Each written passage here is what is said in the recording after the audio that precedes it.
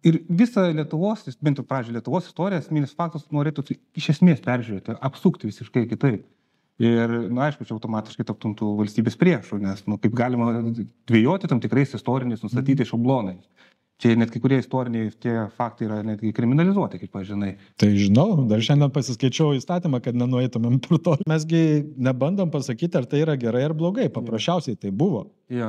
Ir taip, žinai, nenoriu žinoti, nenoriu nieko žinoti. Nu tai ką, kaip tu gali tobulėti ir judėti toliau, jeigu nežinai priežasčių. Ja.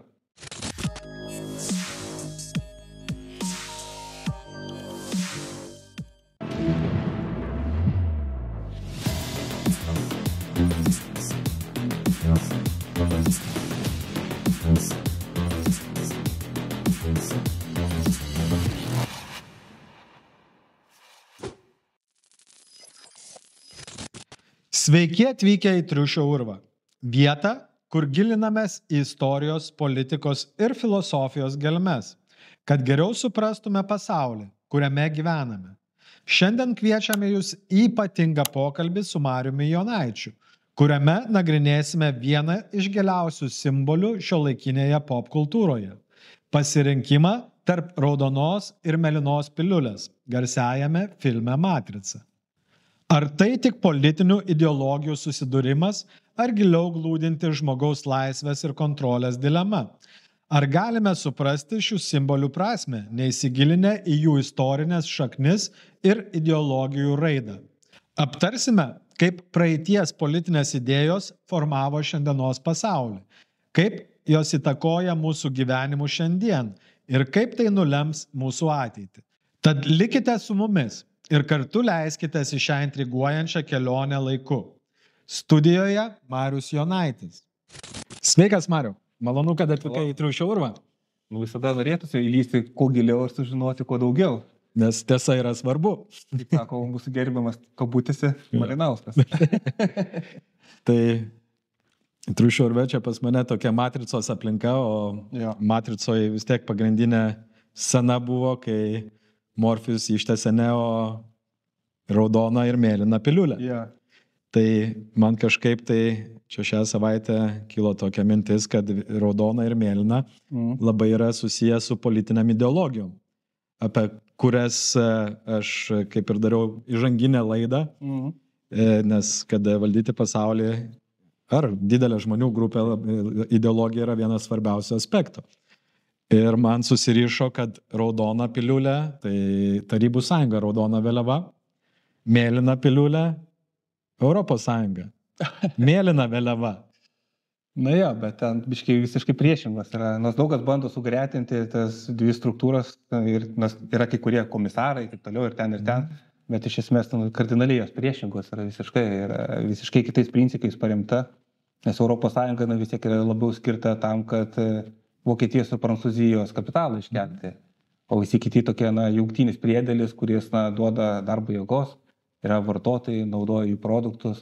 Tai irgi tam tikras yra galbūt ketvirto reicho kažkoks inkarnacija tokia, o Tarybų sąjunga tai visiškai kitoks projektas yra, bet irgi internacionalinis projektas. Tai būtent tu pasirenki raudoną tabletę, ir tu sužinai, kaip viskas veikia, eini į tiesą. Jeigu tu pasiemi mėlyną piliulę, tu pasileki mėgoti ir kaip sraigtelis suktis to sistemoje, nesidomėdamas, kas iš tikro vyksta, tik tai, kaip sako, go with the flow ir toksai paviršiumi plaukiantis, gan gerai gyvenantis, nesigilinantis iš tikro į tas problemas, kurios egzistuoja pasaulyje ir nesuprantant priežasčių, tik kovojant, jeigu kovojant su pasekmėm, nesigilinant. Na tai tampi, kaip sakoma, tarp mūsų yra sakoma, edukuotų vakcinuotų. Tiesiog. Ir tokių daug yra ir iš dalies aš kai kuriuos netgi suprantu, nes ta problema susidūręs irgi su jaunimu, bendraudamas, dirbdamas. Ir tą praryti, tą raudoną piliulę ir pasinerti tokius dalykus, apie kurie atrodo kaip baisios sąmokslo teorijos, tam reikia iš tikrųjų ir psichologinės tvirtybės, nes yra tokių žmonių, kai aš irgi nekartą supasakojęs pas save, tai vienam neždavau tokias knygas, dalindavau tą informaciją, skaitydavau, kažkur momentas man grąžino kažkokias knygas, sako, aš nebenoriu skaityti, sako, Mariu, man per daug baisų daro gyvenčiame pasaulyje. Ir dabar tas žmogus ten kažkokiose sektose ten šoka dainelės, o linksminasi, stengiasi būti pozityvus. Tai iš dalies aš suprantu, jeigu žmogui yra per sudėtinga, tai ar mes turime teisę išplėšti iš jo tos komforto zonos ir dėti ten, kur jisai galbūt jausis, blogai iš kur jausis, gal jam po to reikės psichologų pagalbos. Nes galbūt prie tam tikrų dalykų reikia prieiti žingsnis pro žingsnį, po truputį, žinai, kaip varlytės virti. Mūsų verda kaip varlytės tam Overtono langą atidarinėja ir po biškį verda, tai lygiai ir priešingai pusėje gal irgi reikia po truputį tą pateikti, nes ten, kaip matrica, jeigu einam analogą, tai praryji piliulę ir per skausmus visą išgyveni, transformuotis turi visas. Ir po to tie patys šnekėjos tam laivė, kas sako, kad būčiau žinojęs, būčiau į snukį metęs tą tabletę. Nes kitas ir išdavė ten po to. Būtent tai tas pats ir išdavė, kuris sakė, aš žinau, kad tas teikas netikras, bet aš valgau, jisai toks skanus ir toksai sultingas. Taip. Ir aš suprantu dalinai to žmonės, visiems turbūt ta mintis ateina, kad tu prisitaikęs gyvendamas tą paprastą elementarų gyvenimą, tu, žinai, gal ir tau būtų geriau, ir tau šeima gal būtų geriau, žinai, tu dirbtum kažkokį savo darbą, žinai, ten kažkur, žinai, kaip pavyzdžiui, aš ten, kur nors, jeigu aš būčiau tam prisitaikęs, aš dirbčiau kokiam ministerijai, gal sėdėčiau, gal žurnalistų, kokiam Delfi dirbčiau, žinai, viskas būtų normalu ir gerai, ir po to tu prisitaikai, tavo smegenys prisitaiko, tu pradedi pateisinti save tam toj būsenoje. Bet aš nežinau, aš nemanau, kad šita būsena, kuri dabar yra, ta, kurią matome išgerus mėlyną piliulę, kad jinai savaime kažkur buvom tai nesutrūkinės. Ir tada tie visi, kurie gyvena pagal tą mėlynos piliulės veikimą, jiems bus labai blogai. Blogiau negu tiems, kurie išgeria tą raudoną piliulę. Tai čia ta ramybės būsena, ypač matom, kai keičiasi pasaulis, jinai gal tiko prieš 5 arba 10 metų, dabar gal jau nelabai tinka. Tai visą laiką yra ta istorija labai banguojanti ir jinai sukasi istorijos spiralė ir labai akivaizdžiai matosi tie netgi procesai, bet kas buvo prieš 100 metų, kad jie tikrai labai atsikartoja. Taip, ir visi grįžta į istoriją, interpretuoja istoriją, tai tą pačią, tarkim, dabar šneka apie tą NATO plėtrą, tai visi grįžta į ten 90-osius metus, atrodo praėjo 30 metų, bet vėl pabiškai visi grįžta Trumpo atveju iki 20 amžiaus pradžią, į netgi 19 amžiaus Monroe doktriną. Taip. Tai reiškia vėl tada istorija, vėl iš naujo peržiūrė ir vėl ta praeities tas istorinius kažkokius veiksmus atkartoja šios dienos realybė. Aišku, tai modifikuojas viskas, nėra taip tiesiogiai. Tai kai kurie dalykai Lietuvoje ir pasaulyje gali atsikartoti, kitom formom, aišku. Nes tie, kurie nenorėjo imti raudonos piliulės, o mėlynos piliulės fanai, jie labai pasikliauja, kas jam kalbama per televiziją, kas diegiama švietimo institucijose. Ir jie labai nesigilina į procesus, jie gyvena šią dieną. Ir kas jiems pateikta, jiems atrodo, kad tai paskutinė tiesa, jeigu pasakė koks ekspertas, arba ten profesorius ar kažkas. Bet jeigu mes grįžtumėm atgal istoriją, ką mes darom, mes tyrinėjam istoriją, kad suprasti priežastis procesų, kurie vyksta šiandien. Tai pažiūrėkim, dabar tas pats Ukrainos konfliktas. Viskas prasidėjo, visi vakarai, visi yra prieš Rusiją. Bet kai nepavyksta tos Rusijos nugalėti, kas atsitiko Antram pasauliniam kare, taigi buvo Rusijos sąjungininkai, kas buvo Amerika, Didžioji Britanija ir ta pati Prancūzija, buvo Vokietija viena palikta kovoti. Nors ta pati Vokietija buvo visų, tas pats Hitleris buvo finansuojamas ir Britų, ir Amerikonų, ir visų tų šeimų. Aš suvedu į tai, kad prieš Pirmą pasaulinį karą ir prieš tą spalio revoliuciją, būtent Rusijos imperiją valdė vokiečiai. Vokiečių tautinė mažuma turėjo labai didelį įtaką, jo. Ne, aš turiu omeny visi carai, visas dvaras buvo kilęs iš Oldenburgo dinastijos, kuriuos tie bolševikai išvarė ir, pagalvoju, kokie turtai buvo atimti iš jų. Tada jie norėdami atsimti tos turtus, jie finansavo Hitlerį ir galvojo, kad jo pagalba nueis viską atsiimti. Tai tas visas Drachnachosten, tai visas Europos pajėgos, kai tik būtent tų senųjų pinigų ėjo į Rusiją ir galvojo, kaip dabar sako, mes pasikeis, Putinas, žinai, paspausim ten, sukils, žinai, žmonės, nuvers jį. Ir kas yra, Kubilius, Uknevičienė, ten Europos parlamentą turi netgi grupę, kaip jie dalinsis Rusijai iš gabalus Rusijos. Tai čia vyksta trečiasis kryžiaus žygis, grinai.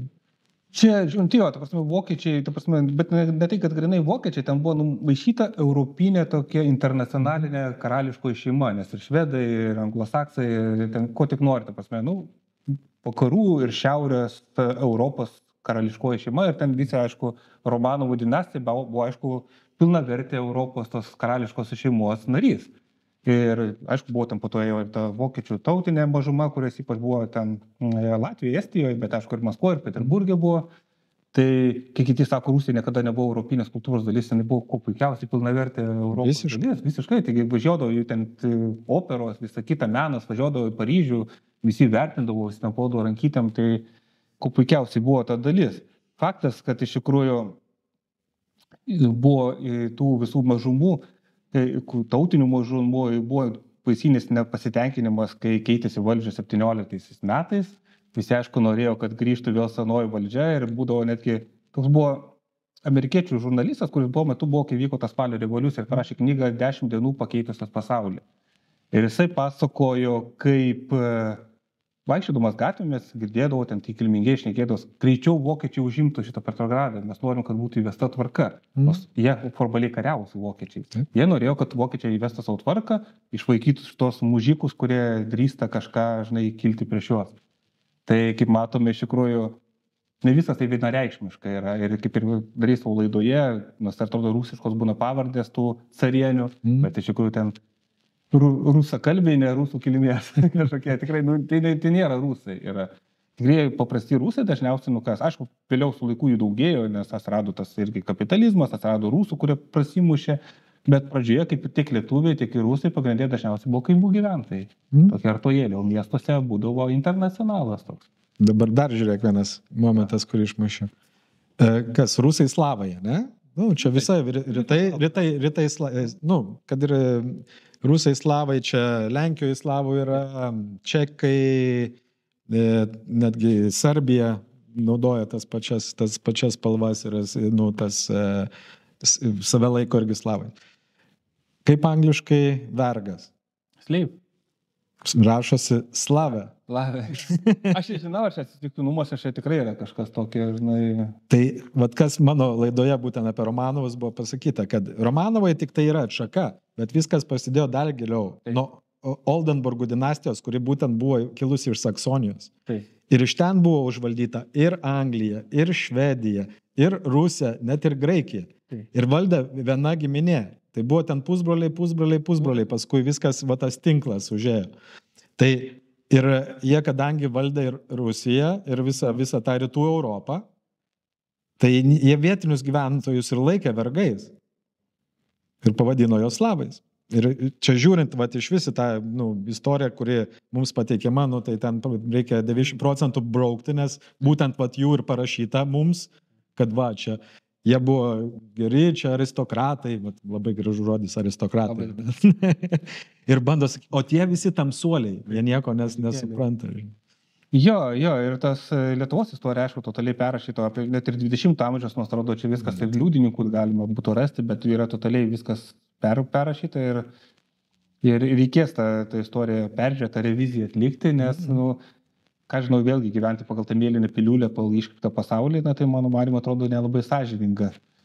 O istorijos perrašinė, visą laiką nugalėtojai, kurie turi galimybių perrašinėti ir po to, aišku, visą tą istoriją ir apskritai visą tą bendrą ideologinį foną patikė mokyklom, per mokyklas, per medijas įvairiausias ir tai formuoja visuomenę tokią, kuri, atitiktų standartą, būtų pajėgi, aš ne tiek nukvailinta, kad nebūtų pajėgi dirbti ir kažką kurti vertę, bet nebūtų pakankamai intelektualiai pajėgi, kad suprastų, kažkas čia yra negerai. Tai iš esmės praktiškai beveik visos valstybės tą daro, čia nėra kažkokio skirtinumo, čia visiškai ne. Ne, tai mes ir nekalbam apie tai, kuri čia gera santvarka, kuri bloga, kuri gera ideologija, kuri bloga. Visos jos iš esmės prasidėjo kaip geros, nes nesektų daug žmonių, jeigu jinai būtų bloga. Tai ir visa ir esmė yra patraukti mases per ideologiją. Tai jinai turi būti patraukli ir kas, vis tiek daugiausia žmonių yra ne aristokratijoje, o tie, kurie aptarnauja ją. Tai turi būti gražiai pateikta jiems. Tai būtent 19 amžiuje ir atsirado tos kryptis pagrindinės, visos tos, kad tu sakai, ideologijos, Nes, pavyzdžiui, koks Marksas marksizmą nelaikė ideologija, jisai kaip tik sakė, kad ideologija yra iškreipta sąmonė. Ir aš manau, kad jis teisingai šiuo atveju sakė, tai yra iškreipta įsivaizduojama sąmonė kažkokia realybė. Tai pagrindinės trys srovės, tai daug kas tai vardina liberalizmas, komunizmas, ir socializmas, komunizmas. Komunizmas kaip vizija, nes komunizmo tokio kaip ir nebuvo niekad. Tai tos pagrindinės ir visos kojos remiasi išsivadavimu, masių išsivadavimu pagrindė. Tik aišku skirtingais principais, ten tarkim fašizmas ir, prie fašizmo galima nacionalizmą dalinai jungti, ten visas tas strovė tokia, žinai. Nors dabar fašizmas gali būti ir liberalus, aišku.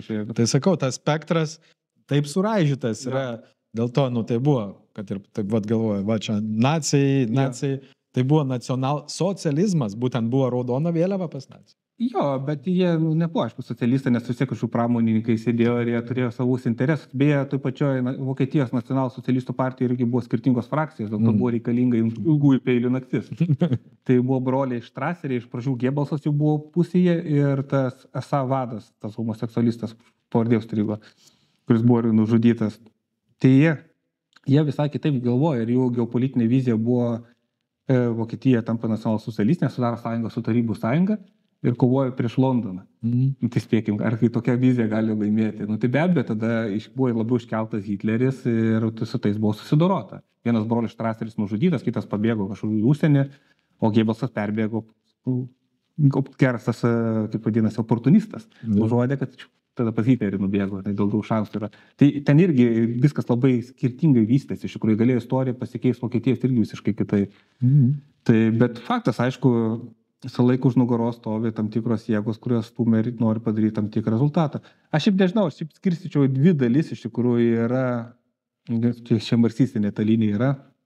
Yra vieni, kurie nori, kad būtų dauguma valdytų ir yra, kur valdytų mažuma. Yra viena pusė, kuri už kapitalistinius santykius, kita yra už kitokius santykius. Ir čia, manau, dvi svarbiausias esminės yra skirtis, pagal kurias ir reikėtų skirstyti. Nes visos kitos yra išvestinės tokias gaunasi. Nes kaip ta piramidė persi, ar dauguma spręs ir dauguma sukurtas savo vertę dalinsis, ar vis dėlto kažkas sėdės viršūnėlėje ir, kaip sakoma, vienas načelnikas, kiti durakai. Žinai, tai būna pasirinkimas. Dauguma žmonių, kadangi dėja išmokyti, kad mąstyti yra sunku ir neverta, jie pasirenka tikėti autoritetų, todėl ta hierarchinė sistema, jinai kuo puikiausiai ir veikia vis dar. Tai reiškia, visi atsisako galimybių gyventi geriau, bet gyvena patogiau mentaliai. O yra daug sunkesnė ta revoliucinė pozicija, kai tiesiog sulaužyti visą rėmą ir perkurti visuomenę, bet visais, dabar tokių Lietuvoje ir pasaulyje kažkiek yra, bet Lietuvoje beveik nėra tokių žmonių, bet tokie žmonės masiškai būdavo žudomi. Tiesiog, šiaip tenai, žiūrint visą tą irgi tų revoliucijų istorija, tai ir tos pačios Lietuvos, žino, pavyzdžiui, 26 metais tos sušaudytus 4 komunarus, bet nežino, kad buvo nužudyta 114 žmonių, ne 4. Tai žiaurų buvo, ta prasme, jeigu tu kėsinėsi prieš pačią tą santvarką, iš esmės, o ne ten, kad padailinti, mirties nuosprendis yra ganėtinai realus variantas yra. Vėl grįžtam prie tų raudono ir mėlyno, ne? Tai, kaip sakiau, Tarybų sąjunga, Europos sąjunga. Tai irgi galima, kaip sakė, apie piramidės principą valdžios vertikalį. Vien pavadinimas. Dabar čia visi sako Sovietų sąjunga. Nori būtent išmušti tą tarybų žodį. Nes kas yra taryba? Tai miestų tarybos susiveda paskui rajonų tarybas ir gaunasi valdymas iš apačios. O Europos sąjunga jau iš karto pasako, kad Europą valdo iš viršaus. Tai yra ta tradicinė piramidė, o raudona būtent yra apversta piramidė, kad viskas eina iš apačios. Ten dar biškai sudėtingiau, čia ne vien ta semantika, lingvistika yra, kad čia sako sovietinis rusiškas žodis. Sovietas yra specifinis darinys būtent Rusijoje užgimęs, tai yra jis dar buvo dar iki 1905 metų revoliucijai naudojamas. Tai yra, kai žmonės dirbantis gamykloje tiesiog perima gamyklos valdymą ir jie patys valdo. Patys valdo, patys dalinasi ten tą, ką sukūrė ir patys jie renka savo atstovus į valdžią. Ir principas toks buvo, čia prie Lenino tai buvo vystama, nuo Stalino po to nuėjo nuo to dalyko, tada atsirado partijos daugiau valdžia. Tai, kad žmonės patys dirba savo kolektyvį ir patys nuo savęs įsirenka tuos, kurie juos atstovauja. Ir bet kada gali atšaukti. Tai yra tiesioginė demokratija, grinai. Bet tas modelis jis yra labai pavojingas, nes tai darbininkai gali palauk, pranai, kad, tarkim, mes tai išrinko, o tu darai nesąmonės. Eiklau, Antaną pastatome, žinai. Ir šitie, kurie nori prie valdžios prieiti, jiems tampa labai sudėtinga, nes jie visada bus kontroliuojami. Tai tokį modelį, bet kas sako, lygiai tas pačioje Tarybų sąjungai, irgi užaugusi nomenklatūra, jiems buvo labai nepalankus modelis. Todėl buvo nuo tos, kaip sakoma, proletariato diktatūros, nuo darbo žmonių diktatūros, o diktatūra tai reiškia tiesioginė valdžia, tai ne tai, kad ten engti, bet tiesioginė valdžia yra. Tai kartu sujungta įstatymų leidžiamoji ir vykdomoji galia ir nėra jokių vilkinimų, iš karto viską daro žmonės. Tai buvo perkeista ant partijos ir nomenklatūros diktatūros ir tai iš vidaus ir sugriaužė tą sąjungą iš vidaus, nes tada patys tai dirbantieji, kaip dėmesį, kaip visi po to skeptiškai žiūrėjo tą visą kompartiją. Nes savauja mūsų, žiūrėkit, sėdė kažkoks raudonas buržuijus, žinai. Tai faktas, kada niekas nebepalaikė, visi atmestinai žiūrėjo tas gamyklas, nes gamyklas nebe jų, kaip formaliai pagal viską jų, bet iš tikrųjų ne jūs, ten sėdė kažkoks funkcionierius ir pats jisai tvarkosi. Ir visą tai idėja tai prasiskėdė ir virto visiškų niekalų. Ir tada tokia valstybės, tokia kariuomenės visą kitą, čia ne Amerika Ne Reiganas ten kažkoks su sankcijom, čia yra pasakos. Iš vidaus. Iš vidaus. Ir vis tiek, neliko. Kas atsitiko, kai įsigalėjo nomenklatūra, tai pasidarė, kad draugai, giminės, švogeriai valdo visą turtą, kas turėtų būti, kaip ir buvo pradinė idėja.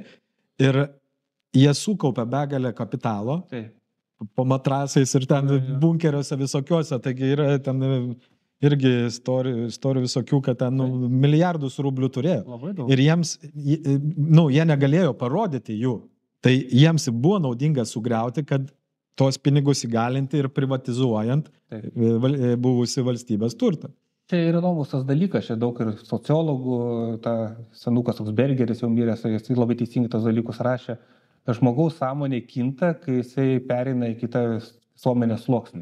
Arba daugiau pinigų pradeda uždirbti, arba gauna aukštesnės pareigas. Ir kuo jis tada pradeda patyti save su tam tikra ta grupe. Ir draugai keičiasi, aplinka, ir apranga, ir kalbėjimo maniera. Turbūt daug kas tą yra pastebėję. Ir tie, kurie atsisėdo, ten po to valdo didelius turtus, sava hebra ir pradeda kitus žiūrėti iš aukšto, galvoja, tai ką čia tie mužikai, kodėl mes jiems turime namus statyti, duoti nemokamą gydymą, švietimą, o kam?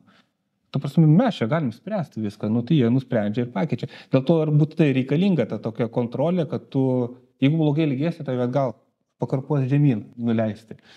Čia netgi tas pas Leninas savo raštuose rašė, sako, ta prasme, čia visko bus, sako, ta prasme, visi tie, kuriuos mes nuėmėm nuo valdžios, visi tie nepatenkinti, kurie prarado savo turtus ir kurie turi dirbti, kaip sako, prasčiokišką paprastą darbą, jie laiku pykti, sako, jis rašė. Ir jie naudosis kiekvieną akimirką, kai mes būsim silpni, kad mus nustumt valdžios, su dar didesnė energija griebti ir viską plėšti. Tai sako, tą reikia turėti omenyje, ir teisus po jo mirties, po to vėliau. Atsigamino visi tie žmonės, kurie nori gyventi kito žmogaus sąskaitą. Taip. Nes esminis dalykas yra toks, turi būti tas principas, tas raudonas turėjo būti, aš po savim neturiu jokio tarno, iš manęs irgi nėra jokio boso. Mes visi esam lygų žmonės, aišku, skirtingai kažkaip su lygiom galimybėm ir mes visi kartu bendrai kooperuojamės, dirbame ir kūrėm bendrą tą visuomenę kažkokią. Kokia jinai bus, ten recepto nėra. Ten yra raštų prieš šitą daug, bet ten konkretaus aiškus recepto nėra, nes tu jų negali duoti. Tu nežinai, kaip išradimai kokie bus, kokia gamyba, kaip vyks. Bet esmė pats yra principas, kurti visuomenę, lygiavertę visuomenę, be išnaudojimo visuomenę. O šitas principas mane irgi žavi. Kas nori gyventi visuomenėje, kur sėdėvo ten kokie numavyčiai ar dar kažkas, milijardus grobė ir kur žmonės, kurie savo vaikams negali skirti visko, ką geriausia, ten išsilavinimo, švietimo ir sakytų. Nes mes matom irgi Lietuvoje sveikatos apsauga ir švietimo smunka tragiškai. Ir visa tai yra privatizuojama. Ir dar koks 10-20 metų mes gyvesim labai prastoj padėtyje. Tie, kurie turės pinigų, aišku, jie galės leisti savo vaikučius į privačias mokyklėlės, į privačias gydymo įstaigas, jų gyvenimo trukmė bus ilgesnė, jie gyvens geriau. Prastučiai žmogeliai, sunkiau gyvens, anksčiau mirs, vaikai nebus tokie įsilavinę. Grįžtame mes tokiai 19 amžių. Vėlgi, kaip kalbėjome, istorijos spiralė. Jo. Ir reikia gal paaiškinti žiūrovom, kodėl tas vakaruose gerbuvis atsirado būtent 20 amžiuje. Nes būtent iki spalio revoliucijos Rusijoje visam pasaulyje vyravo kapitalistinė griežta tokia santvarka, kur žmonės dirbo fabrikuose ir toj pačioj Amerikoje, Anglijoje Ir, kur be paimsi, buvo labai žiaurios sąlygos, dirbdavo po 14 valandų į dieną, praktiškai be išeiginių, praktiškai už maistą. Bet, kai pamatė tas stambusis kapitalas, kad pasikeitė, grinai valdžia apsivertė, ir jie bijodami, kad neišplistų tas internacionalas ir nebūtų nusavintas jų turtas, jie pradėjo dalintis su žmonėms. Taip. Buvo tas socialinis kontraktas, Green Deal, pažiūrės, rado ten Amerikoje, kuris po to po karo atšaukė, nes ten laikinas buvo irgi buvo Seradoje ir išmokos socialinės ir visa kita. Tu prasme, buvo geresnės tuo metu padarytos 30 kažkelintais negu dabar yra Amerikoje. Tai darė nuolaidas, nes, aišku, be abejo, stovėjo Tarybų sąjunga, ir, aišku, tas kompartijas ir pafinansuodavo, žinai, sakyta. Ir jis turėjo didelį populiarumą. Po 45 metais Prancūzijos vyriausybėje komunistai sėdėjo. Italijoje irgi praktiškai, dėl to jie turėjo visokias gladius operacijas daryti. Kas Graikijoje išgelbėjo raudonieji, irgi partizanai. Kas tada įvyko tuos dešiniosios opozicionierius finansavo amerikiečiai ir britai. Ir vyko 3 metus pilietinis karas, kur ten tiesiog tą Graikijos kompartiją tiesiog turėjo žudyti. Tai vyko baisiniai dalykai. Bet čia aš manau, kad Stalinas biškai išdavė visus tos dalykus, iš tikrųjų, nes buvo susitarimas matyti. Stalinų įtakos sferomis ir aš nesikišiu ten, kas ten toliau vyksta. Mano manimu, reikėjo jam iš tikrųjų kištis. Bet aišku, gal ten kažko žinojo daugiau, negu čia mūsų lengva šnekės. Čia kitaip viskas vystėsi, bet pas faktas taip, tas spaudimas buvo milžiniškas ir aš galiu palyginimą irgi žiūrėti, nes tarkim, Suomijai, kokios buvo, tarkim, darbo sąlygos anksčiau, kaip, aš nekėjau su ten dirbančiais, aš biškai gyvenau. Ir sako, po to vėliau, po 90 metų, darbo kodeksas prastesnis. O ką tu pasiskūsi? Išeisi mitingėlį padarys. Tai baisu. Žinai, Tai visą laiką yra labai geras dalykas sveika konkurencija. Taip. Tai kai buvo būtent Raudonasis blokas, Tarybų sąjunga, Varšuvos paktas ir visos ten Azijos tos socialistinės respublikos prieš Amerikos vedamus vakarus. Tai va šita visa konkurencija būtent ir sukūrė tą gerbūvį paprastiems žmonėms vakaruose. Ir ką dabar matom, kai nebeliko tos atsvaros. Išsigimimas užkart pasijautė, kad mes čia pasaulio valdovai, liko liberalioji ta demokratija, vadinama vienintelė dominuojanti ideologija visame pasaulyje. Ir būtent nuo to pradėjo prastėti visos socialinės garantijos, švietimas, sveikatos apsauga. Tai tie, kur smerkia, komunistai, čia viskas per komunistus, žmogžudžiai šitiek žmonių. Jūs negyventume taip, jeigu tai nebūtų įvykę. Būtume tai iki šiol dirbę po 14 valandų per dieną. Ne, tai turi būti pasaulyje balansas, turi būti, jeigu vyktų kažkoks yra konkuruojančios sistemos, tai kiekviena sistema stengiasi parodyti, kad jinai yra patrauklesnė. Ir tada vyksta ta tokia idėjinė tokia kova.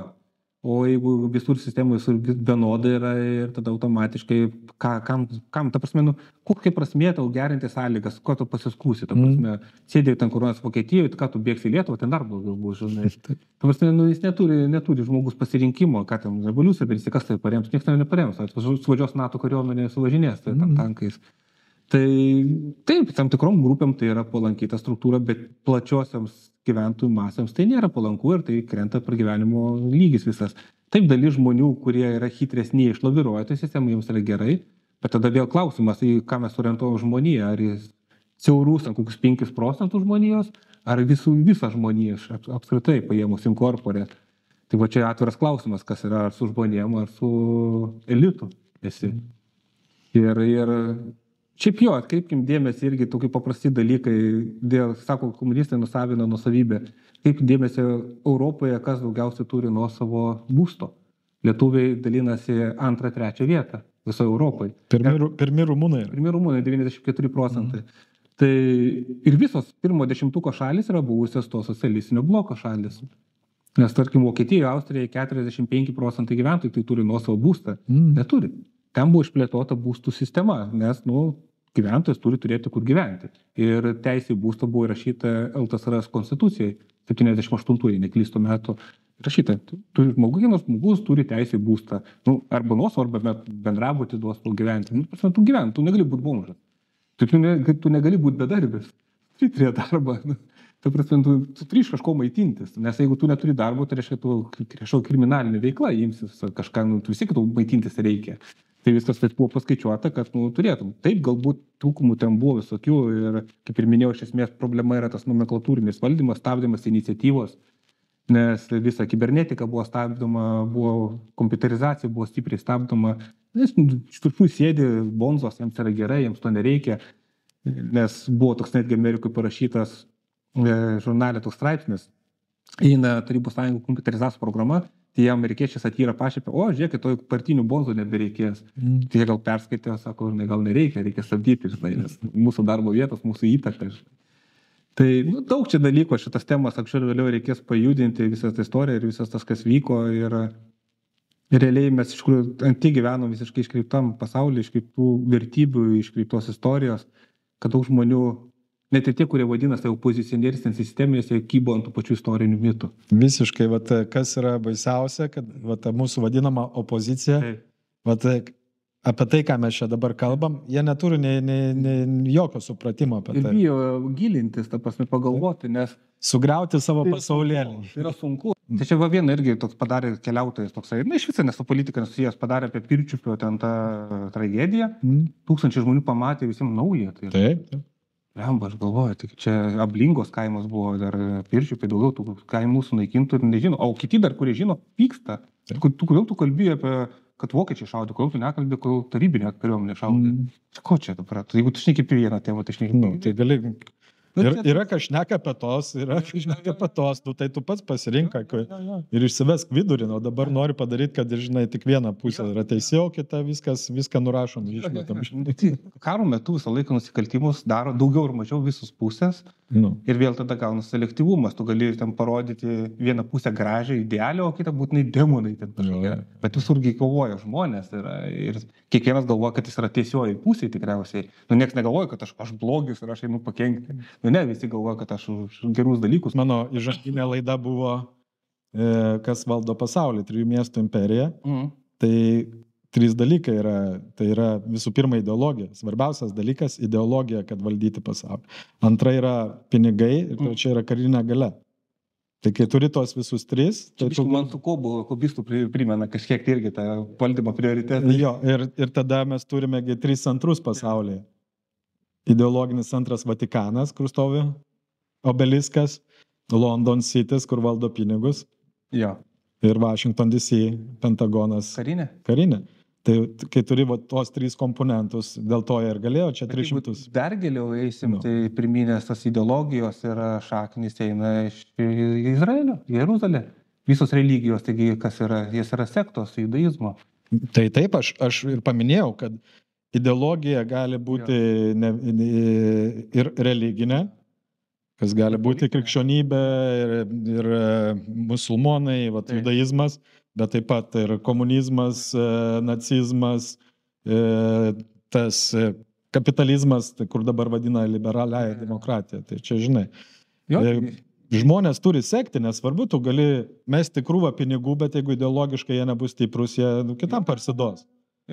Ne, ir atkreipkim dėmesį dažniausiai irgi, kokios tautybės būna tam tikrų ideologijų propaguotojai. Tai čia irgi. Čia mes kažkada universitetus tokius studentus įdėjom, ir žiūrim, tas yra politikos teoretikas, pažiūrim jo biografiją.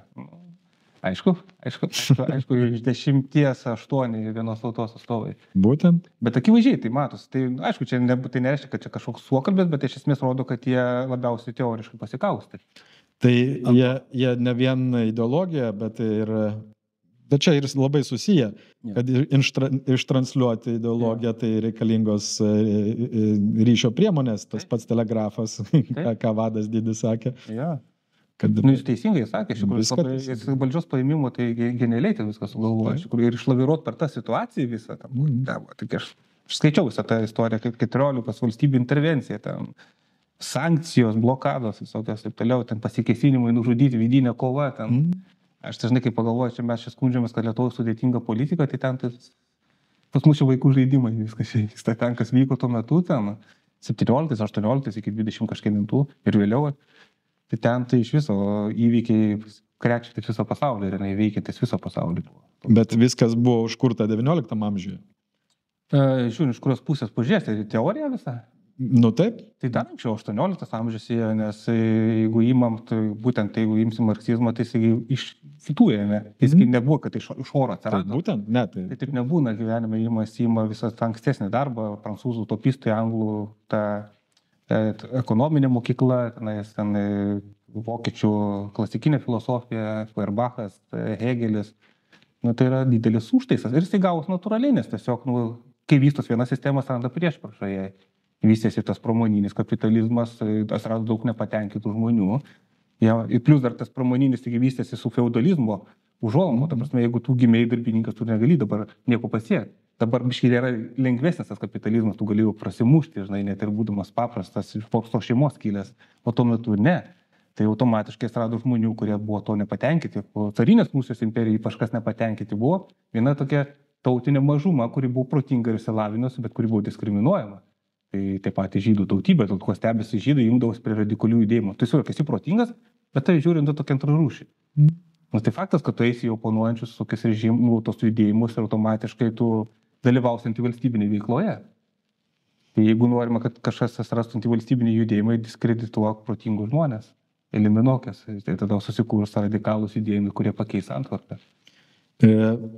Bet kai čia dauguma naujai atsibūdusių, žinai, kur čia dabar, čia viską žydai valdo visą pasaulį, tai čia yra, tai primityviai.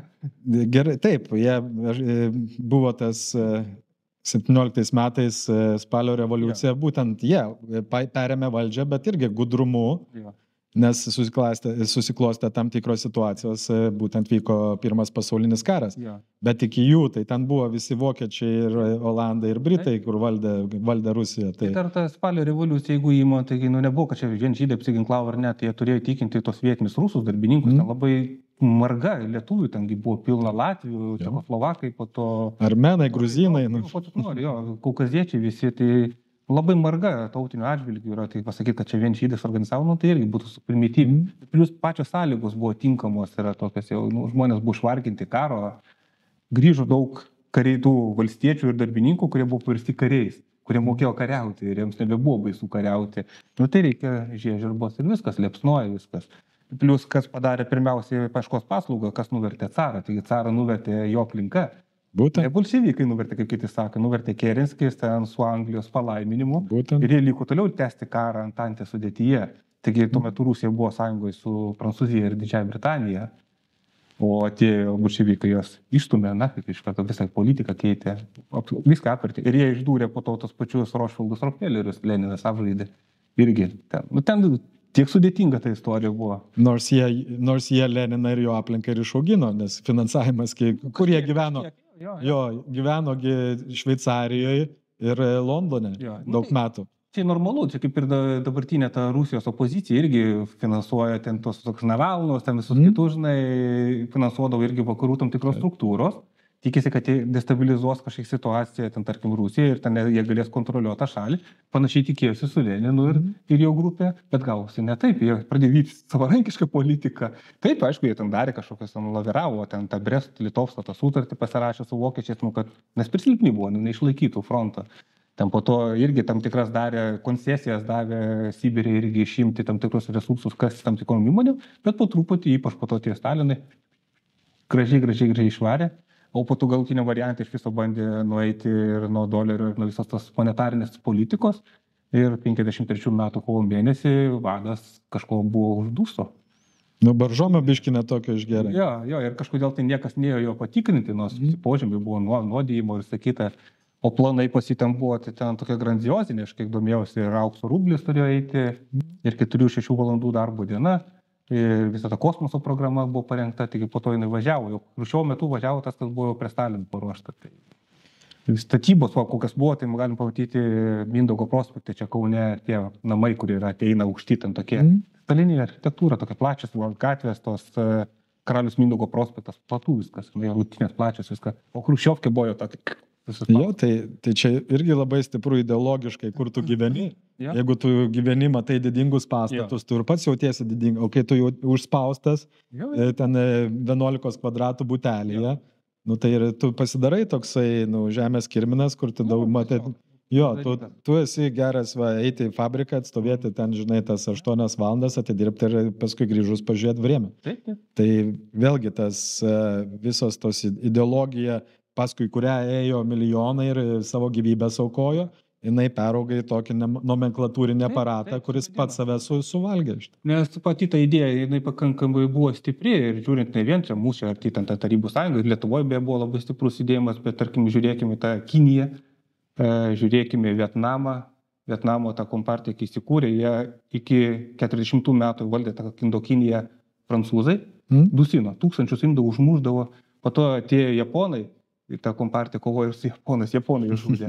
Po to grįžo vėl prancūzai ir po to amerikiečiai neišlaikė, ten po to su jais kariavo. Tai aš paskaičiau, Vietnamo kompartija kariavo po 40 metų, kol išsivadavo savo šalį. Grinai kariavo, tai prasme. Tai įsivaizduok, kiek turi būti motyvuoti žmonės, o tai paprasti žmonės, valstiečiai, bežemiai visokie, intelektualų buvo, bet nedaug. Ir jie sugebėjo atsikovoti tą savo šalį ir vis tiek jie tapo vieningi, buvo iš pradžių perskrata šiaurės ir pietų, tas Vietnamas, o suvienijo šalį. Ta pati Kinija irgi įkūrė partiją 8. Dabar tai didžiausia pasaulio partija, suvienijo visą šalį, laimėjo prieš japonus, pradėjo industrializaciją, masinį švietimą, nes iki 49 5% Kinijos gyventojų tik mokėjo skaityti. O po to jau Mao, kai mirė, jau buvo virš 90%. O to 100 milijonų gyventojų. Tai vis dėlto turėjo tam tikrą palaikymą masėse, nes laimėjo su tokiom sąlygom. Ir reiškia, vis dėlto į tos dalykus reikia atkreipdėmėsi, nes jie istoriškai turėjo pasisekimą. Bet kuriuo atveju. Iš visi man Kinija. Kodėl Mao Cedūnas toks baisus vakaruose yra paaišomas irgi ten kraugerys ir visoks. Jisaigi sunaikino opimo prekybą. Tai čia yra vienas esminių dalykų, dėl to jisai blogėtis. Pagalvokim, kiek prarado vakarai lėšų.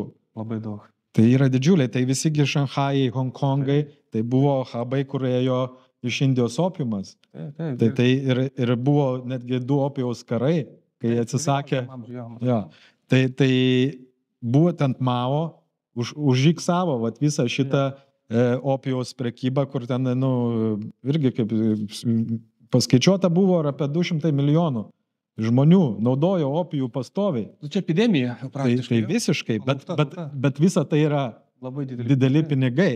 Netgi to pačio Roosevelto šeima, Amerikos garsaus prezidento, buvo irgi iš opijaus pinigų pasidarius kapitalą. Roosevelto, man atrodo, šeima turėjo 2 prezidentus, jeigu aš neklystu, jeigu ne tas. Tai buvo Teodoras pirmasis, būtent kur Panamos kanalą pastatė.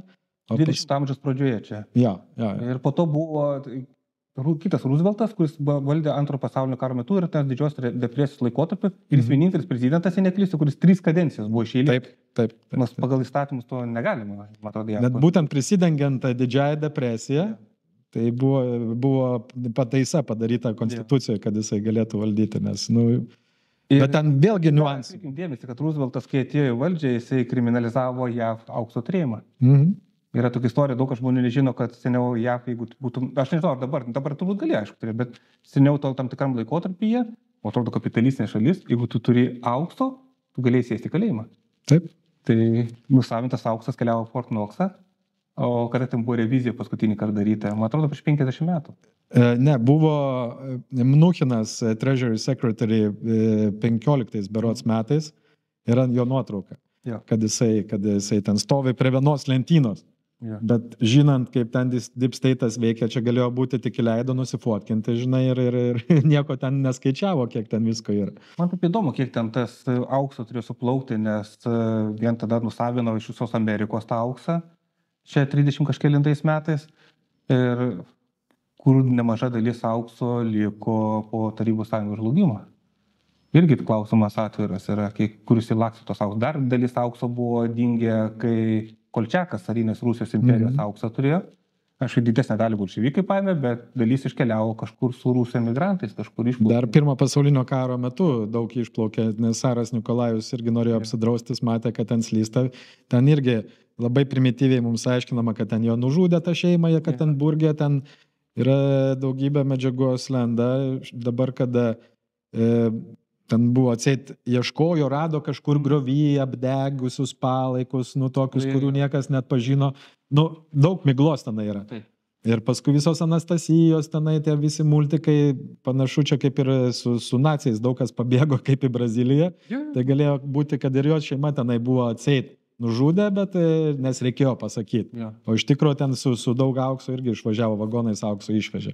Nemanau, kad ta prasme būtų nurodymas iš Lenino pusės nužudyti tą Sarą, kokiam to prasmės greičiausiai būtų laikęs pas save kaip įkaitą, gal būtų bandęs kažkaip kažkokį parduoti, išmainyti kažką, koks tikslas sunaikinti. To labiau baltagvardiečiai turėjo savų simbolių ir jie nemanau, kad būtų norėję atkurti carinę Rusijos imperiją. Galbūt koks Kolčiakas turėjo savų, Denikinas savų ambicijų turėjo. Ir įdomus tas faktas, žiūrint pilietinį karą, baltagvardiečiai nekarto nekovojo su interventais. Niekada. Tai buvo įsiveržę, Vladivostokė buvo JAV kariai, Šiaurės Kaukazė, Kryme buvo britai ir prancūzai silaipinę, Archangelskė irgi buvo silaipinė. Visų pilna tų buvo užsienio interventų, Lenkai veržėsi irgi. Ir nekovojo baltagvardiečiai su jais, vieninteliai tie patys bolševikai kovojo. Ir esmė tame, kad jie po to pritraukė tų patriotiškesnių karininkų, kurie kaip nekeista, ne pas baltagvardiečius ėjo, bet pas raudonuosius susirašė. Ir šitas Brusilovas, žinomasis buvo, kuris darė tą Pirmam pasauliniam kare prasiveržimą, jis buvo žinomas, jau vertinamas. Jisai nuėjo pas raudonuosius ir viešą skelbimą padarė, kad turite jungtis ir ginti tėvynę. Tai va, kas įdomu, ne? Pas komunistus ateiti ginti tėvynę.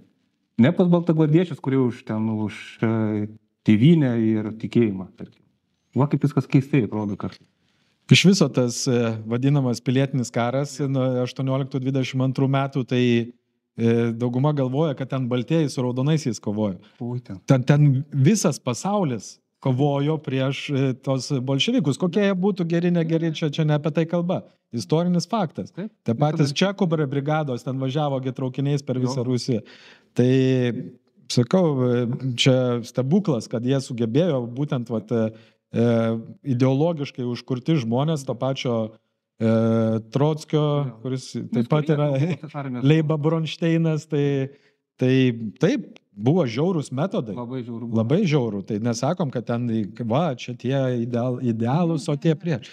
Čia iš vis reiktų nusibraukti tos geras, blogas, bet žiūrėti tokie revoliucijos karai visą laiką būna krūvini, nes tada brolis prieš brolį. Nes būdavo atveju, tarkim, atvažiuoja baltagvardiečiai, atvažiuoja baltagvardiečiai kazokai, ten kažkoks raudonųjų kaimas, ten sėdi gyventojai, ten žemės, kūrė kolektyvinį ūkį. Ta paima išskrodžia pilvus, prigrūda žemės, ten rai žemės, pilvus, ten prapiltus, sukiša tą žemę. Ta prasme, tokiu būdu iš visų pusių žiūriu, tai irgi kažkurio momentu irgi kerštauja už savų, žinai, tai ir vienas kitas skerdžia, tas yra liūdna, bet kaip žiūrim pasaulio istoriją, dėja, kitaip žmonės neišmoko konfliktų spręsti, vis tiek jie sprendžia per karus, per vienas kito naikinimą fiziologinį. Ir jo, intervencijos tai buvo iš visų pusių ir atkreipkime dėmesį, iš visų kaimynų vienintelė šalis, kuri nedalyvavo intervencijoje prieš būsimą Tarybų sąjungą, buvo Lietuva. Net ir Latvija ir Estai, ir tie dalyvavo kovose. Estai, taigi buvo irgi į Petrogradą norėjo keliauti. Ir vieninteliai lietuviai, kadangi nedalyvavo, atkreipkime dėmesį po to, kokias jie gavo nuolaidas. Palaikė jų poziciją dėl Vilniaus krašto, dėl Klaipėdos krašto. Po to 40 metais, kai perbražė sienas, mus priskyrė Druskininkos, nors Druskininkose 90% gyventojų Lenkai buvo. Ta prasme, mes turėjom tam tikrą kažkokį įdomų palankumą tokį, žiūrint, iš teritorinio atžvilgių. Tai aš darau prielaidą, nes niekas kaip tu pagrysi, nėra įrodančio to dokumentų, kad dėl tos pozicijos 18-20 metais. Čia aš manau dar giliau viskas. Žiūrėk, ir Antram pasauliniam kare, ir Estai, ir Latvijai turėjo brigadas. NSS. Jo. O lietuviai neturėjo. Lietuviai turėjo 14 diviziją, kuri kaip tik kariavo. 16, atsiprašau. Galvoju dabar per... Kodėl 14, nežinau. Bandė per Plechavičiukus sukurti, nepaisant to, kad aš Plechavičių labai neigiamai dėl daugelių dalykų vertinu, bet šiame etape galima uždėti pliusą, kad vis dėlto jisai išskirstė savo karius, nedalyvavo koviniuose veiksmuose. Nes neklys, ar ten 15 ar 20 tūkstančių lietuvių buvo užrašyta. Ir jos planavo panaudoti būtent Ukrainos fronte, kaip simboliška, ne? Labai simboliška. Tai, bet Plechavičius vis dėlto dėl kažkokių priežasčių jis to atsisakė ir kažkaip išvaikė ir jis pats iškeliavo į vakarus. Bet Plechavičius, ką pridirbo Lietuvoje anksčiau, tai čia labai liūdna, kad ten paminklai stovi, iš tikrųjų, kaip Žemaitijoje tenai žudė gyventojus, ir jis ir jo sėbrai, ten šimtai žmonių žudyta buvo. ir knyginešių ten buvo, ten tų, kurie buvo, tarkim, kairesnių pažiūrų, jos tiesiog šaudydavo, ateina šeima, visą šaudo. Bet vėlgi paminėjai, kad buvo jie lietuviai stovėjo vienoje pusėje, o Latvija, Estai kitoje. Tai yra lengva ir labai paprastas paaiškinimas šiam dalykui. Nes Latvija ir Estija jau senai buvo po kryžiuočiais, Livonijos ordinas, tai jie visą laiką vokiečiai jos valdė. Mes vis tiek dar buvom su Lenkai sąjunga, mūsų buvo visai kita, žinai, sandara. Kokia ten bebuvo, ten ta valstybė, ten aišku, Lenkų buvo didžiulė įtaka. Bet kas vyko nuo pat senų laikų? Kryžiaus žygiai. Tai mes ilgai atstovėjom prieš kryžiuočius, o jos labai greit paėmė Livonijos ordinas. Tai susikūrė mūsų kitas konglomeratas. Ten daugiau buvo vokiečiai protestantai viršui, o čia vis tiek Vatikano katalikai labiau Latvijos. Jo, buvo kažkiek ten, aišku, ten tų liuteronų ir protestantų šiauriniai Lietuvoje, bet šiaip išimtinai nedaug. Taip, nacijai Lietuvai žiūrėjo ganėtinai specifiškai, žiūrėjo kaip tokius mišrūnus, tokius slavais pasimaišiusius. Ir buvo toks aplavos, tai neklysto apie 80% lietuvių vienaip kitaip eliminuoti. Ir daug kas irgi iš istorijos pamiršta, kad kolonizacija vokiečių vyko jau karo metu. Palei Nemuną kėlėsi, tai vietinius išvydavo nuo žemių, išvarydavo nuo žemių, bet irgi minė būtent kolektyvizacija Tarybų sąjungos, bet neminė tai, kad kultūringiai vokiečiai irgi nuo žemių išbuožindavo žmonės ir keldavo vokiečių kolonistus. Aš dabar buvau pameluoti, kokie tie skaičiai buvo, ar gal 30 000 kolonistų buvo atkelti čia per 3 metus, nuo 1 iki 4. Tai būtų laimėję karą, tai čia mes nesidėtume tikriausiai. Norėčiau grįžti vėl atgal į istoriją ir prie tų pačių spalvų. Jeigu taip pažiūrėti, tas visas imperijas, Rusijos imperija, Prancūzija, Britus, Amerika, visų vėliavos turi 3 spalvas. Yra balta, mėlyna ir raudona. Ir man taip, aš kažkada suvedžiau ir pažiūrėjau, netgi ir valdymo sistemos jų yra praktiškai vienodos. Kur yra Britai atskirai, nes, galima sakyti, bet būtent Rusijos imperija, Prancūzija ir Jungtinės Amerikos valstijos yra stiprus prezidentinis valdymas. Į ką aš vedu? Balta, mėlyna, raudona. Įsinagrinėjau, ką tos spalvos reiškia. Balta yra dievas, mėlyna yra karalius, o raudona yra liaudis. Tai svarbu, kur ta spalvos aukščiau, kurios stovi, kurios žemiau. Tai, bet vėlgi sakau, Rusijos yra balta, mėlyna, raudona. Dievas, karalius ir liaudis. Ir būtent kodėl ir vyko Rusijoje, o ne kur kitur šita pirmoji revoliucija tokia didelė. Tai ten vėliavos buvo skirtingos, buvo arba tada balta, geltona, juoda, ar kai neklystu. Čia yra Habsburgų dinastija. Nes kur daug vėliavų skirtingų ir tos dabartinės, tas trikoloras, toks Vlasovininkų buvo, naudoja Vlasovininkų. Jo, bet Vlasininkai jau perėmė iš seniau. Jinai atsirado kaip jūrinė vėliava iš tikro, nes Olandijos labai panaši, o kur Petras I atseit buvo išvažiavęs, pas Olandus stažavos. Tai jis ir parsivežė šitos simbolius. Tai tokios kaip ir Rusijos irgi iki Petro I nebuvo, buvo Moskovija. Taip, Maskvos didžioji kunigaikštystė. Aš nežinau, iš kur kilo tas žodis Rusija iš tikrųjų. Žiūrėk, kaip aš sakiau, Rusija, Prūsija. Viena raidė. Jo, yra, kiti sako, bet aš nemanau, prūsus su rusais, tai kuo jie ten siejasi iš esmės. Tai prūsai užvaldė Rusiją. Prūsai, sakai? Taip, taigi, kaip kalbėjom. Mes turime minėti, aišku, nesenosios gyventus prūsus. Ne. Čia jau ten tai būtent, tai tie patys kryžiuočiai, kodėl sakiau, 3 dabar vyksta kryžiaus žygis. Tai būtent, kai jie ėjo iš Saksonijos, mūsų brolius prūsus išskalė, jie irgi gal kitaip vadinosi, net ne prūsai, ko gero vadinosi. Bet jie tai Prūsija atsirado palei visą Baltijos pakrantę, o paskui tie patys pusbroliai užvaldė ir Rusijos imperiją. Tai Rusija labai artima. Įdomu iš to prūsų, kas ten liko toks palikimas, nes aš žinau, kad ten jėzuitai gana stipriai siautė Prūsijos teritoriją. Tas pats Kaliningrado sritis, tai ir buvo karališka Prūsija, tenai vadinosi. Taip. Ne veltui karaliaučius buvo sostinė. Žemė jo tas. Ir turbūt matęs tas dar tarybinių laikų filmas Herkus Mantas. Oi, tai puikus filmas. Kaip pabaigoje, kur jo sūnus nuėjo pas kryžių. Būtent. Jis pas irgi savo buvo, jis man atrodo irgi, jo tėvas Herkus Mantas irgi buvo vadas genties, sukilėlis, ir jis buvo irgi kaip įkaitas paimtas, auklėtas kryžiuočių ordino. Tai čia va tas šlykštus momentas, ta prasme, tavo vaikas bus mūsų pastumdėlis vergas. Čia turbūt vienas žiauriausių bausmių, iš tikrųjų, ypač tokiems karo vadams. Bet va, vėl atkreipim dėmesį, ir kūrė dabar kažkas tokius filmus apie sukilimus. Nes tarkim, Tadą Blindą, kaip perdarė 10 metais, tai buvo šlykštų žiūrėti. Ne, tai visai kita dvasia yra. Ja. Ten padarė kažką, visiškai nėra ten, aš nežinau, kaip net čia rasti tą atitinkamą tokį žodį, nes pirminės versijos tokios natūralios viskas. O ten po to jau toks, pusiau holivudinis kažkoks perdirbinys, nedaug holivudinis, nedadarytas toksai. Tai labai liūdna iš tikrųjų, kad nieko nekuriau. Nusakino po 90 metų išlaisvėsimų, atsiskleis kūrybinės galios ir pradėjo žmonės kurti istorinius epus ar dar kažką, bet kaip matome visiškai nesukūrė. Ir tik dabar, kad paskutiniu metu kūrė, čia ta banga prasidėjo nuo kokių gal 10-12 metų su Ohmano irgi suaktyvėjimu, kūrė būtent tas apie tą partizaninę tematiką.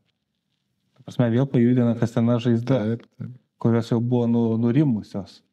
Ir kam tu reikia? O reikia tam, kad tu pasirinktum pusę emociškai. Tai dabar pažiūrėk irgi turi. Jeigu tu nepalaikai Ukrainos, reiškia, tu palaikai Kremlių. Taip. Bet tu gali nei to nepalaikyti. Taip. Taigi ne mūsų karas. Tai. Bet tai reiškia, jie dirbtinai kūrė tos vadinamus vatnikos. Tai nepastebėtas dalykas, šį dirbtinai yra kūriama. Viskas yra dirbtinai kūriama. Nuo senų laikų divide and conquer. Yeah. Skaldyk ir valdyk. Tai kuo tu labiau visokiais pjūviais suraižėsi visuomenę, to jinai sunkiau vienysis dėl kažkokio tai tikslo. Nes, matai, tu žmogų gali to vatniku vadinti, kiek tik nori kažkur motis, sakės, gerai, aš vatnikas. Tai aš, pavyzdžiui, žiūri tokį Vatmanas, pats Maikė pasidariau, žinai. Ja, po to jau dzins, atsibostą. Pirmus atvejus ten būdavo, žinai, galbūt nejaukų, žinai, kitaip puldinėje, bet po to kažkurio momentu dzins. Tai aiškiai, dirbtinai sukūrėma tam tikrą grupę žmonių. Tai vis tiek, va čia mano laidos yra 7.7 platformos, galima sakyti, tai kai mes paleidinėjom portalą 7.7, tai mes parašėm į priekį, prieš jį paleidžiant, kad pagaliau Kremlius Lietuvoje įkurs savo portalą finansuojamą rublį. Nu ir jie nebeturėjo ką daryti. Ir 4 mėnesius nebuvo jokio tyriamojo straipsnio, nieko nežinojo, kaip sureaguoti, nes mes jau viską, žinai, pasakėm patys. Bet jie žino, kad tai yra nesąmonė. Faktas. Nes tai labai nulengva tokius finansinius ryšius būtų atskleisti šiais laikais skaitmeniniais. Tai, bet man dar patinka, kaip ekspertai irgi pasivadinė vienintelis priklausomi. Visi nepriklausomi, o nuo ko jie nepriklausomi? Tai tikriausiai nuo žmonių nepriklausomi yra. Nes nuo kažko aišku priklausomi, nes niekas savaime nejuda, ypač tokios TV3, LNK, tai yra konkretus savininkai, konkretus akcininkai ir kažkas vis tiek tos pinigus ten skaičiuojasi.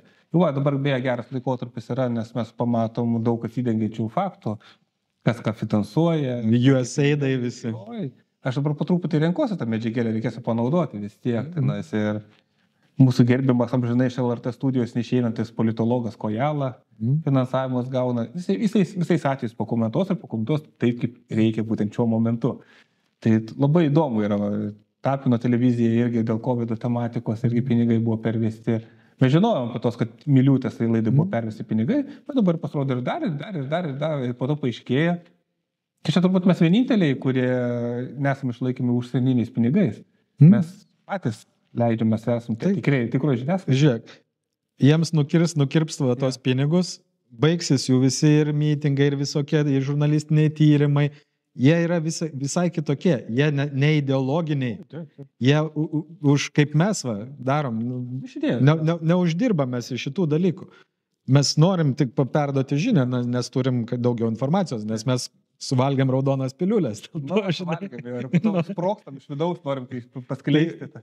Tai, bet vėl, kaip ir matėm Matricoje, kaip tobulėja, kai tu gauni daugiau tų tikrų žinių, tu gali pasikrauti. Pamiršęs tą, ką tau bruko prieš tai. Tai va, žinutė visom Miliūtėm ir visiems. Mes viską archivuojam. O taip. Bus žurnalistiniai tyrimai, kai ateis laikas. Ir apie jūs, nes yra karma, yra kalė. Jo, ir medžiagos daug yra. Man kažkada periodiškai vis reikia savo tą kietai diską prasivalyti, nes kad kažkiek tai nutiltų, nes tos medžiagos iš tikrųjų. Aš sakau, dabar paskutiniu metu tiek eina informacijos, kad aš tiesiog reikia laiko suvirškinti ir tuo labiau jas montuoti, padaryti kažkokį bendrą vaizdą, kad žmonėm pateikti yra, bet temų tiek yra milijonai.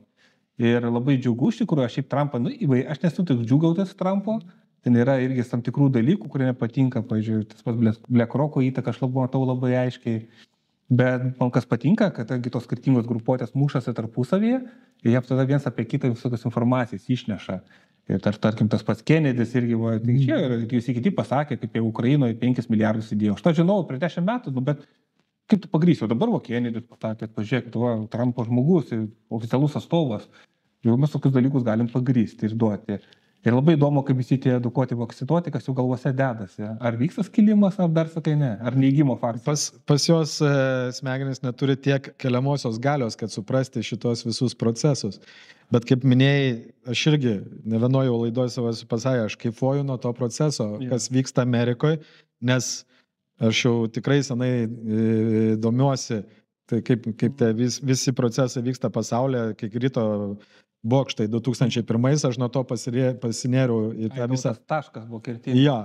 Ir visi ten tie, žinai, Zeitgeistai, Alex Jonesai, tai atrodė, wow, čia durniai, nu čia tai visiško sąmokslo teorija. Dabar visi jie kalba apie tai, tas pats Tuckeris Carlsonas, nu, malonu žiūrėti, kokie pasi žmonės eina, tas pats Alexas Jonesas jau kelis kartus buvo. Ir Tuckeris sako, kaip aš anksčiau nesupratau, kad tu čia, blamba, tiesą varai. Ir pas tą patį Joe Roganą, kur didelė auditorija, ateina žmonės ir kokiam temom šneka jau iš tikrųjų. Tai kažkaip tai kažkas praktelėjo ir kažkaip pasikeitė. Įdomu dėl ko? Kam tai reikalinga iš tikrųjų? Vis tiek aš manau, kad tu gali, žinai, meluoti, kaip ten sako, 1, 2, 3 kartą.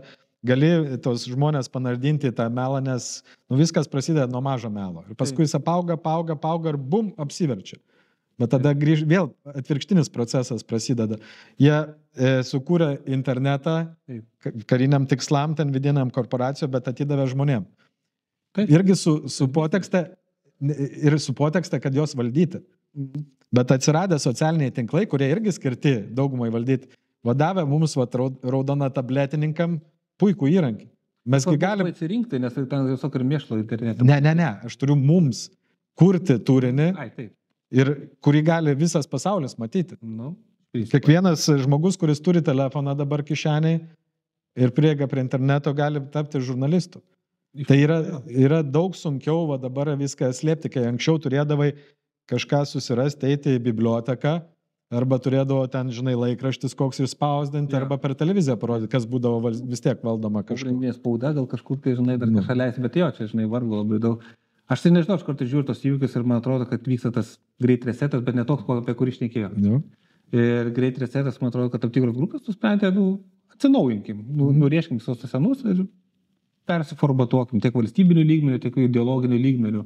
Bet tai nebūtinai visada gali būti naudai, šiaip gali būti dar blogiau, kai kuriais atžvilgiais, dar didesnė kontrolė gautis. Nes, tarkim, Trumpo pusė yra dar didesnė kapitalo koncentracija negu buvo Bideno.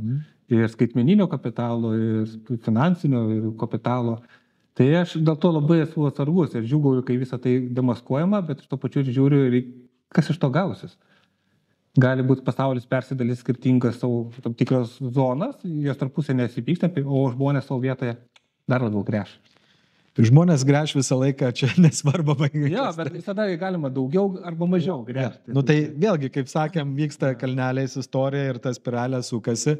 Ir, bet žiūrint į tą, kai biškiai aukščiau pakili ir matai tą visą pasaulinį kontekstą, kai viskas vyksta, tai ta pati pandemija buvo vienas filtras, kad antfiltruoti žmonės, kurie suprato, kas iš tikro vyksta, vieni nubėgo tenai badaliukų, kiti pradėjo priešintis. Toliau, žiūrėk, antras filtras - Ukraina.